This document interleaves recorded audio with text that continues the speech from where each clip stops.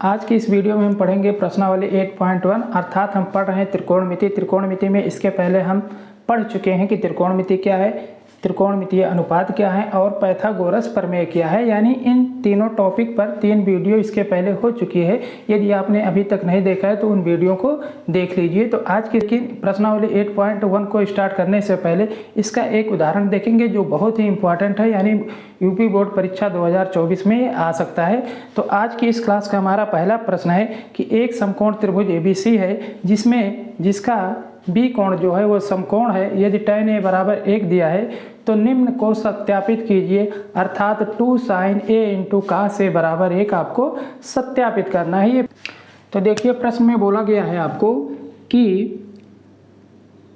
tan A बराबर, यानी दिया गया है, सबसे पहले हम लिखेंगे जो प्रश्न में दिया गया उसको लिखेंगे सबसे पहले हल लिखने के बाद हम लिखेंगे दिया है। क्या दिया गया है? जो प्रश्न में दिया है हमारा दिया गया है कि tan A बराबर 1। tan A बराबर हमको कितना दिया गया है? प्रश्न में 1 दिया गया है और कह रहा है कि आपको सिद्ध करना है। यानी क्या सिद्ध करना है? सत्यापित कीजिए या सिद्ध कीजिए, दोनों का मतलब एक है। यानी सत्यापित कीजिए, सत्यापित करना है आपको कि 2 sin A × cos A बराबर 1, ये आपको सत्यापित करना है। प्रश्न में दिया गया है कि tan A बराबर 1, तो सिद्ध कीजिए कि 2 sin A × cos A बराबर 1 आपको सिद्ध करना है।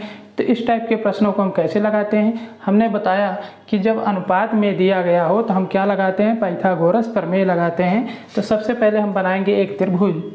तो आइए साइड में हम बना लेते हैं एक पाइथागोरस प्रमेय को अप्लाई करने के लिए एक बनाएंगे समकोण त्रिभुज, और वो समकोण त्रिभुज ABC है हमारा, दिया गया है प्रश्न में। और B कोण हमारा क्या है? समकोण, तो इसको बनाएंगे समकोण का मतलब 90 अंश।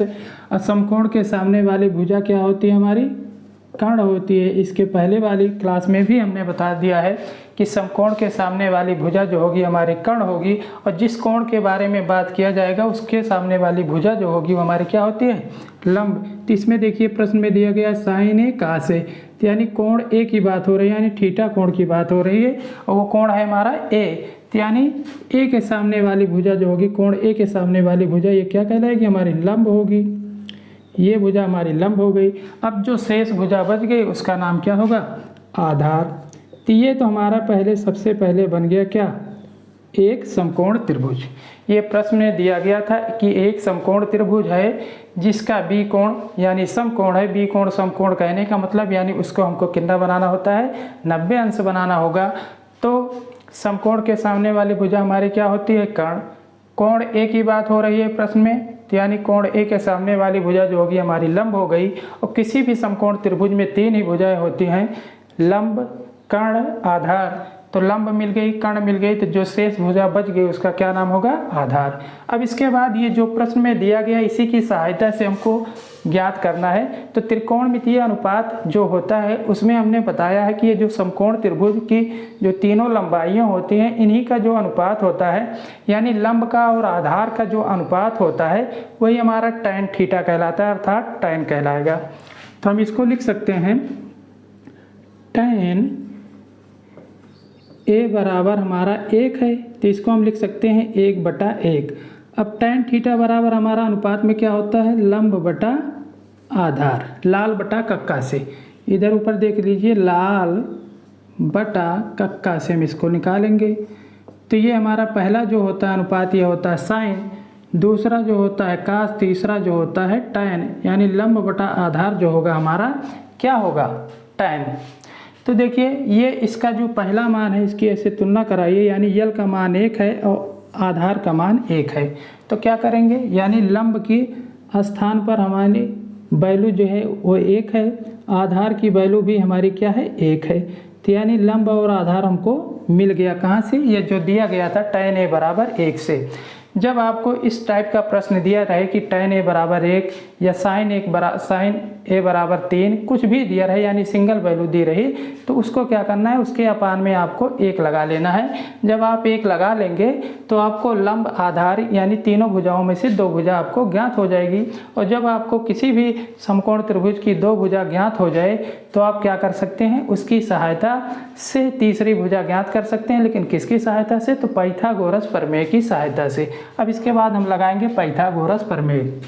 तो लिखेंगे अतः, क्योंकि हमको आधार वाली भुजा मिल गई 1, लंब वाली भुजा मिल गई 1, लेकिन अभी कर्ण वाली भुजा की कितनी लंबाई है ये हमको नहीं पता है, तो इसको ज्ञात करने के लिए हम क्या लगाएंगे, पाइथागोरस प्रमेय। तो आइए लगाते हैं पाइथागोरस प्रमेय। तो लिखिए पाइथागोरस प्रमेय से, पाइथागोरस प्रमेय से। तो पाइथागोरस प्रमेय हमारी क्या होती है, इसके पहले वाले वीडियो में हमने बहुत डिटेल में बताया है कि यानी पाइथागोरस प्रमेय क्या होती है और इसका उपयोग किस प्रकार से किया जाता है एक समकोण त्रिभुज पर। तो पाइथागोरस प्रमेय होती है हमारी कर्ण का स्क्वायर बराबर लंब का स्क्वायर प्लस आधार का स्क्वायर, ये हमारी क्या है, पाइथागोरस प्रमेय। अब इसी की सहायता से यदि हमको 2 भुजाओं के बारे में पता हो तो तीसरी भुजा को हम इस सूत्र के सहायता से क्या कर सकते हैं, आसानी से ज्ञात कर सकते हैं। और पाइथागोरस प्रमेय जो थे यानी पाइथागोरस एक क्या थे, एक गणितज्ञ थे। तो ये कहाँ के थे रहने वाले, तो यूनान के क्या थे, गणितज्ञ थे। ये भी आपसे बहुविकल्पीय में पूछा जा सकता है कि पाइथागोरस प्रमेय जिसने दिया है, तो यानी किसने दिया है, तो पाइथागोरस ने दिया है। और ये पाइथागोरस किस देश के रहने वाले थे, तो यूनान देश के रहने वाले थे। तो आइए सबसे पहले इसमें जिसका मान दिया गया उसका मान रखेंगे और जिसका नहीं दिया गया उसका मान निकाल लेंगे। तो कर्ण की वैल्यू हमको निकालना है, तो कर्ण को ऐसे हम लिखते चले आएंगे। तो बराबर के सामने बराबर लगाइए, लंब का मान दिया गया है 1, तो 1 रखिए इसका मान और स्क्वायर लगा दीजिए। आधार का मान 1 दिया गया, इसका भी रखिए, स्क्वायर लगा दीजिए। तो 1 का स्क्वायर हम करते हैं तो हमारा क्या होता है 1, प्लस 1 का स्क्वायर करेंगे तो 1 आएगा। बराबर के सामने बराबर, 1 में 1 जोड़ेंगे तो हमारा क्या होगा 2। तो ये किसके बराबर आ गया, यानी कर्ण स्क्वायर बराबर हमारा क्या आ गया 2। अब हमको कर्ण का मान चाहिए ना कि कर्ण स्क्वायर का, तो हम क्या करेंगे, इधर से स्क्वायर हटाएंगे तो इधर लग जाएगा अंडर रूट दिया, यानी लिखेंगे कर्ण बराबर क्या आ जाएगा, अंडर रूट के अंदर 2। जब इस साइड से स्क्वायर हटाया जाता है तो इस साइड क्या लग जाएगा, अंडर रूट 2, यानी कर्ण की जो वैल्यू आ गई, यानी कर्ण की लंबाई जो आ गई हमारी कितना आ गई, अंडर रूट 2। तो अब हमको समकोण त्रिभुज की तीनों भुजाओं को क्या कर लिया हमने, पाइथागोरस प्रमेय की सहायता से हमने ज्ञात कर लिया। अब जब हमको तीनों भुजाओं के बारे में पता चल गया तब हमको जो सिद्ध करना है, चाहे सिद्ध कीजिए चाहे सत्यापित कीजिए या दिखाइए, ये शब्द का प्रयोग किया जाए, जिसका मतलब है आपको सिद्ध ही करना है, यानी उसके बराबर, यानी 2 sin a × cos a बराबर आपको 1 लाना है। तो सबसे पहले हम लिखेंगे प्रश्न जो सिद्ध करना है, तो इसको लिखिए, ये हमारा है 2 sin a × cos a बराबर 1 है। तो इस टाइप के प्रश्नों को आपको लिखना होगा taken LHS, taken left hand side, क्या लिखेंगे LHS, यानी लेफ्ट हैंड साइड लेंगे, हमको राइट हैंड साइड लाना है। तो टेकन लेफ्ट हैंड साइड लीजिए, यानी 2 sin a × cos a बराबर, अब देखिए हमको sin a और cos a का मान चाहिए। तो sin a cos a का मान हम कैसे निकाल सकते हैं, इस समकोण त्रिभुज से। तो sin a बराबर हमारा क्या होगा, क्या होता है लाल बटा कक्का से, यानी पहला जो मान होता है, यानी ये यल बटा के, ये हमारा साइन होता है, तो इसको लिखेंगे यल बटा के। तो साइन ए बराबर मान रख दीजिए समकोण त्रिभुज की सहायता से। लंब कितना है 1, कर्ण कितना है अंडर रूट 2, तो यानी साइन ए का मान हमारा कितना निकल कर आ गया 1 बटा अंडर रूट 2। इसी तरीके से हम इसमें cos a है तो cos a की वैल्यू निकालेंगे। तो cos a बराबर लिखेंगे, cos a बराबर हमारा कहाँ से पता चलेगा, यानी क्या होता है भुजाओं का अनुपात। तो भुजाएं जो हमारी होती हैं, यानी दूसरा जो होता है हमारा a बटा के, ये होता है cos, तो हम लिखेंगे a बटा के, a बटा के, a का मतलब आधार है, k का मतलब कर्ण है। तो लिखिए मान रख दीजिए इसी में, तो cos A का वैल्यू निकल आएगी, यानी cos A बराबर A का मान हमारा 1 है, यानी आधार वाली वैल्यू 1 है।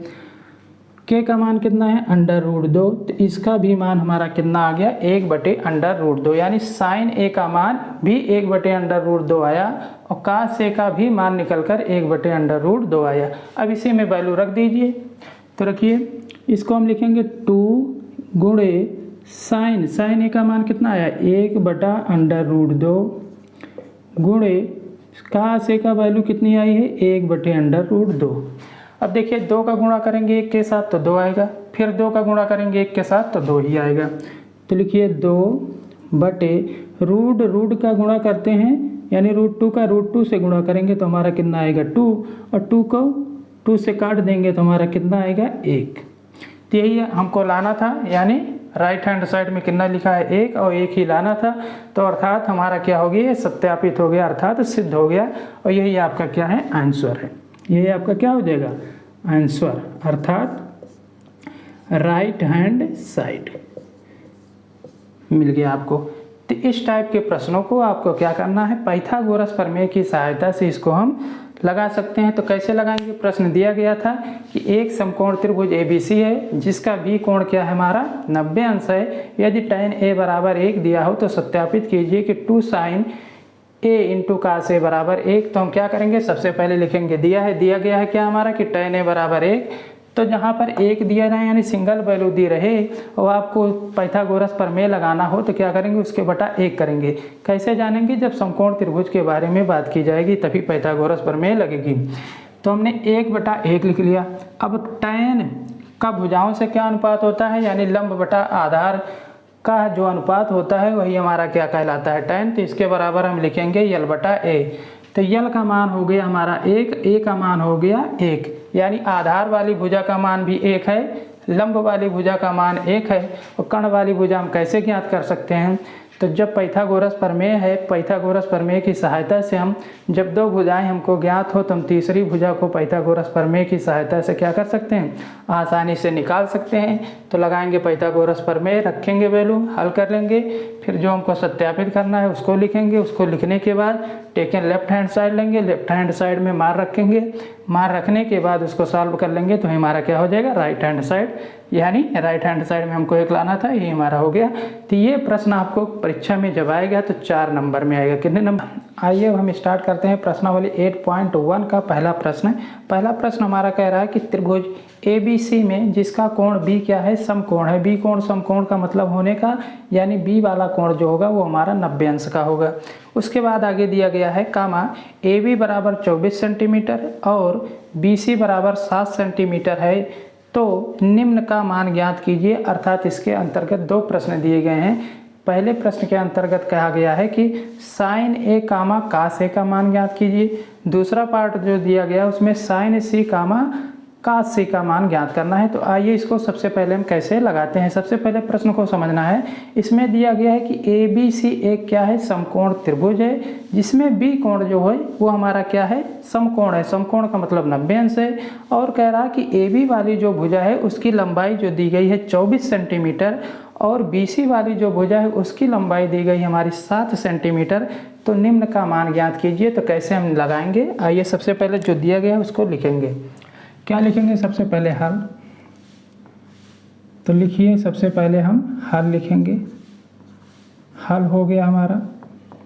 हल के बाद दिया है, जो दिया गया है प्रश्न में लिख लीजिए। एक समकोण त्रिभुज दिया गया है ABC। उसके बाद हाँ, इस प्रश्न में हमको दी गई है कि AB बराबर, यानी AB भुजा की लंबाई दी गई है 24 सेंटीमीटर, ये पहला प्रश्न है। फिर उसके बाद BC बराबर 7 सेंटीमीटर, ये आपको प्रश्न में दिया गया है। अब इसके बाद कह रहा है कि निम्न का मान ज्ञात करना है।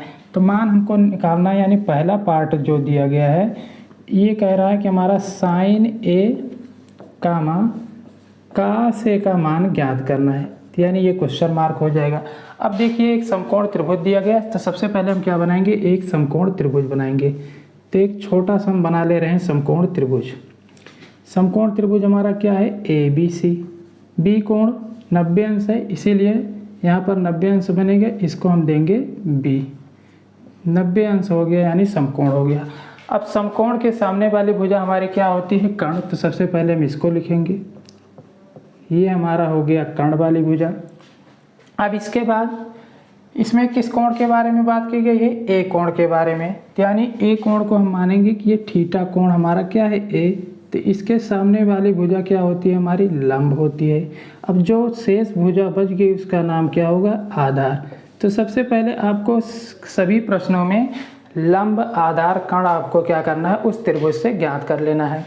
तो यानी समकोण के सामने वाली भुजा हमारी क्या होगी? कर्ण होगी। उसके बाद लंब और आधार वाली कौन सी भुजा होगी? तो जो कोण दिया रहेगी जिसमें साइन ए का मान निकालना है, कास ए का मान निकालना है।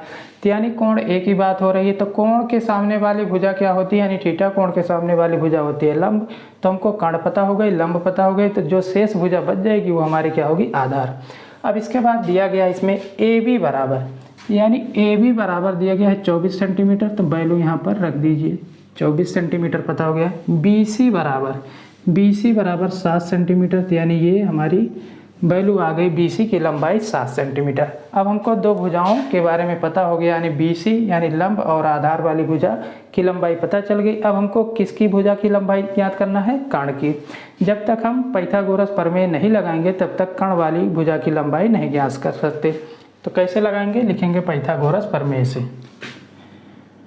लिखिए, अतः पाइथागोरस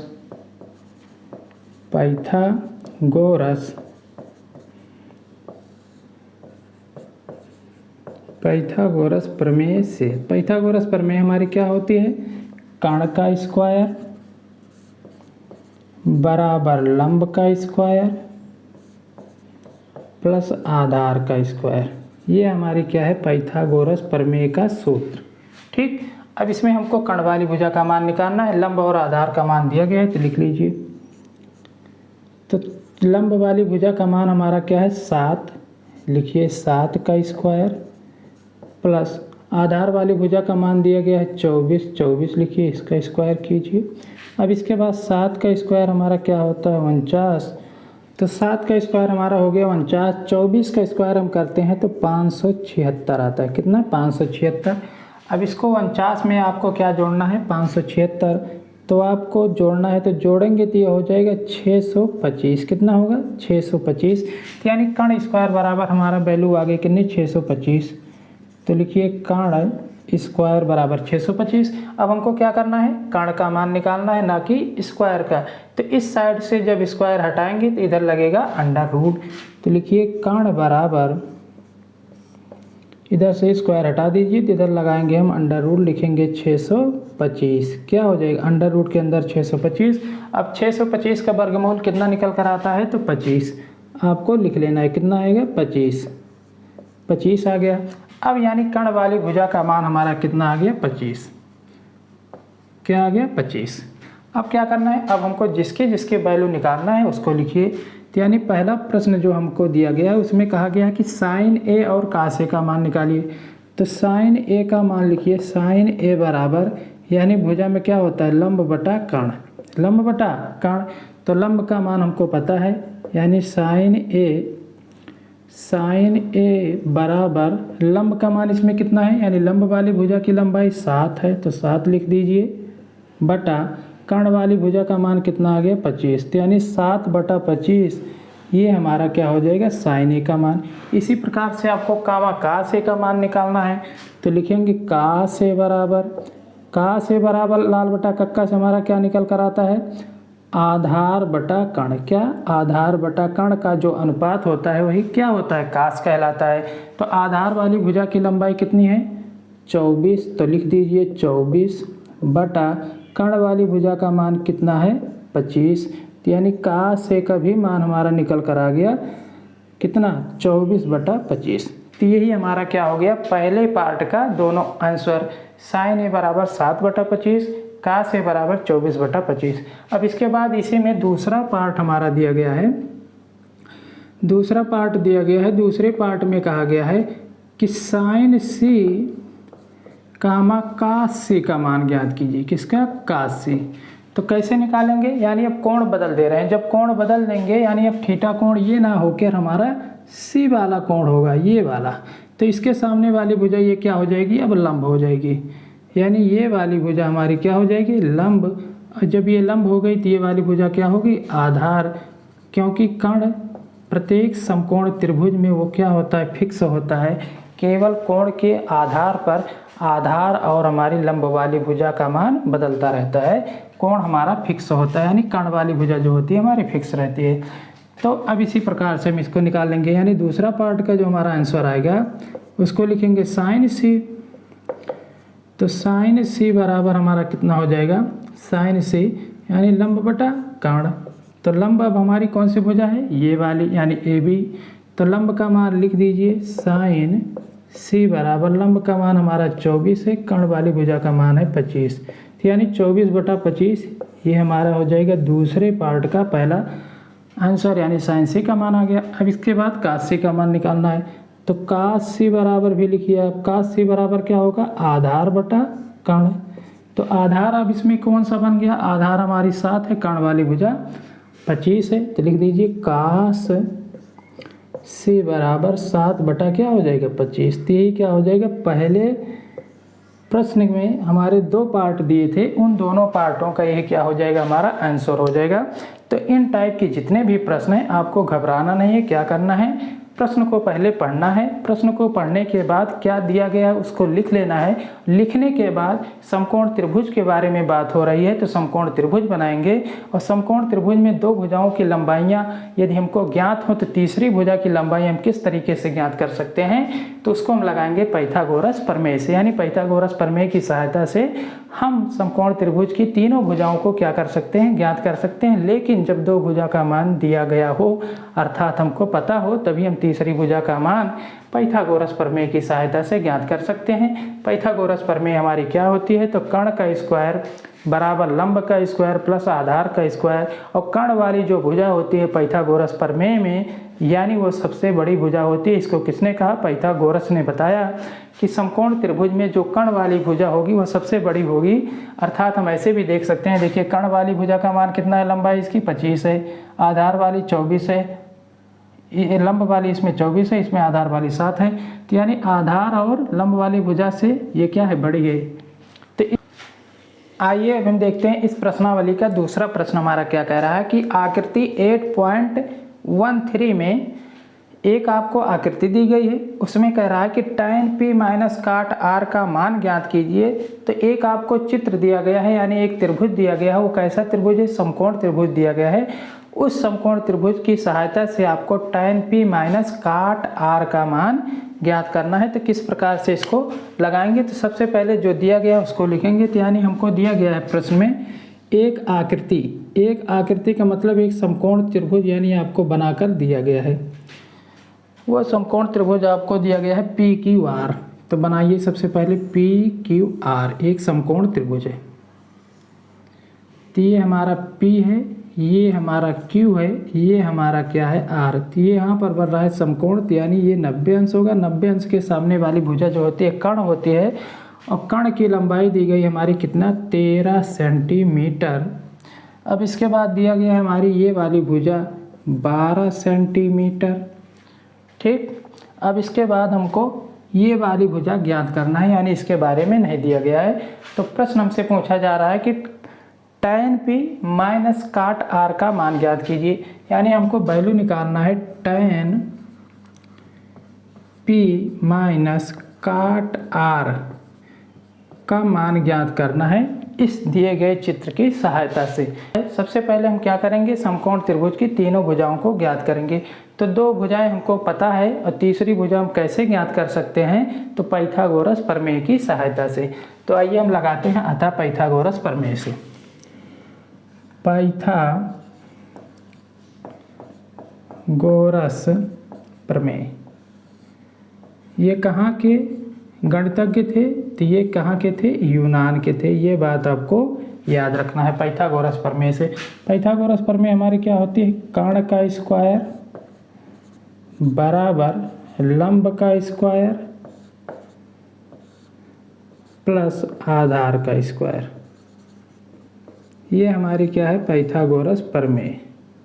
आपको ये याद रखना है। अब इसमें हमको ये 90 अंश के सामने वाली भुजा कर्ण है। अब जब मान लीजिए कोण हम ये वाला ले रहे हैं, ये यानी कोण आर के बारे में बात करेंगे तो इसके सामने वाली भुजा ये क्या हो जाएगी, लंब। तो हमको आधार वाली भुजा का मान ज्ञात करना है। तो सबसे पहले लिखेंगे क्या, कर्ण का मान दिया गया है 13, तो लिखिए 13 का स्क्वायर बराबर के सामने बराबर, लंब का मान दिया गया है 12, तो 12 की स्क्वायर प्लस आधार का मान हमको निकालना है, तो ऐसे लिख लेंगे आधार का स्क्वायर। 13 का स्क्वायर करते हैं तो 169 होता है बराबर 12 की स्क्वायर होता है 144 प्लस आधार का स्क्वायर। अब क्या करेंगे, 169 इधर है तो इसको 144 इस साइड भेज दीजिए, तो 169 अपने स्थान पर है, इधर प्लस में 144 है तो इधर आएगा तो हमारा क्या होगा, माइनस में 144 हो जाएगा बराबर आधार का स्क्वायर। आधार का स्क्वायर हो गया। अब 169 में से 144 घटाएंगे तो कितना आएगा, 9 में से 4 जाएगा तो हमारा क्या आएगा 5, 6 में से 4 जाएगा तो हमारा क्या आएगा 2, 1 में से 1 घटा देंगे तो 0 हो जाएगा, यानी कितना आ गया 25। तो यानी आधार स्क्वायर बराबर कितना आ गया 25। अब हमको किसका मान निकालना है, आधार का मान निकालना है, ना कि आधार स्क्वायर का। तो क्या करेंगे, इसको इधर से स्क्वायर हटाएंगे तो इधर लग जाएगा वर्गमूल। वर्गमूल का मतलब अंडर रूट के अंदर आ जाएगा 25 बराबर आधार। अब 25 का वर्गमूल हमारा कितना निकल कर आता है, तो 5। तो यानी आधार वाली भुजा का जो मान आ गया ये कितना आ गया 5। ये कब हो गया, जब कोण हम आर ले रहे हैं तब। तो अब ये तो हमको समकोण त्रिभुज की तीनों भुजाएं क्या हो गई, पता हो गई। अब हमको जिसका मान निकालना है उसको लिख लीजिए, उसका मान निकाल कर हम क्या करेंगे, आसानी से इसका मान निकाल लेंगे। सबसे पहले हमको tan p का मान निकालना होगा, उसके बाद काट r का। तो हम लिख लेंगे इधर साइड में, यानी tan p बराबर, यानी tan p बराबर, p बराबर क्या होता है, tan बराबर क्या होता है, लंब बटा आधार, यानी भुजा का जो अनुपात होता है लंब बटा आधार। कहाँ से आए ये, लाल बटा कक्का से। तो जब कोण P की बात करेंगे, यानी कोण हम P लेंगे तो इस वाले कोण की बात करेंगे तो इसके सामने वाली भुजा ये क्या होगी, हमारी लंब होगी। ये क्या हो गई, लंब हो गई। और ये कर्ण तो हमारा फिक्स है, तो ये वाली भुजा क्या होगी, आधार। ये वाली भुजा हमारी क्या होगी, आधार, और ये वाली भुजा क्या है, कर्ण। ठीक, अब क्या करेंगे, रखेंगे मान, यानी tan p बराबर, यल का मान कितना है, यानी लंब वाली भुजा का मान 5 है, आधार का मान हमारा क्या है 12। तो ये हमारा आ गया 5/12, यानी tan p का मान। अब इसी तरीके से हम काट r का मान निकालेंगे। तो साइड में लिख लीजिए काट r बराबर, यानी tan का उल्टा क्या होता है, काट, यानी आधार बटा लंब हो जाएगा। आधार बटा क्या होगा, लंब होगा, यानी भुजाओं का अनुपात। अब देखिए जब कोण ये बात करेंगे, यानी जब ये कोण लेंगे, कोण आर की बात करेंगे, तो ये वाली भुजा हमारी क्या होगी, लंब, क्योंकि थीटा के सामने वाली भुजा क्या होती है, लंब। तो ये वाली भुजा हमारी लंब हो गई।